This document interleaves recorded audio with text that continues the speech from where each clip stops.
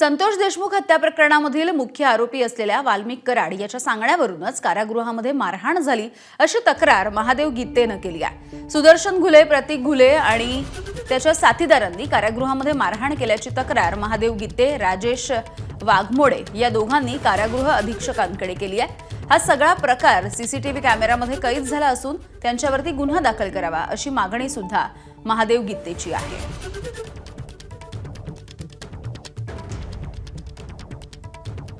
स्वानंद पाटील आमचे प्रतिनिधी आपल्याला या संदर्भात माहिती देतील। स्वानंद, काही दिवसांपूर्वी कारागृहामध्येच ही सगळी हाणामारी झाल्याचं समोर आलेलं होतं आणि आता वाल्मिक कराड याच्या सांगण्यावरूनच ही मारहाण झाली अशी तक्रार देण्यात आली आहे।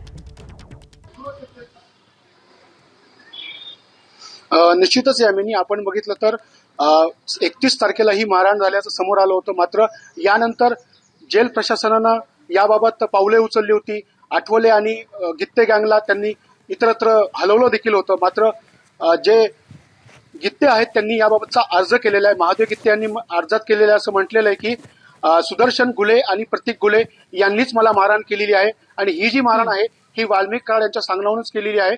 कारण त्या दिवशी आपण बघितलं तर या दोघांना देखील इतरत्र हलवलं होतं। मात्र गित्तेंनी तक्रारीत असं म्हटलंय की सुदीप सोनवणे, सुदर्शन घुले, प्रतीक घुले, रघुनाथ फड, बालाजी दहिफळे, हैदर अली, लईक अली, योगेश मुंडे, जगन्नाथ फड आणि इतर त्याच्या साथीदारांनी ही मारहाण केली आहे।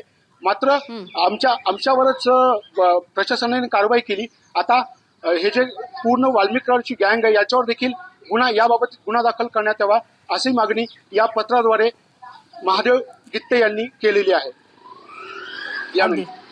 धन्यवाद स्वानंद माहितीसाठी। एबीपी माझा, उघडा डोळे बघा नीट।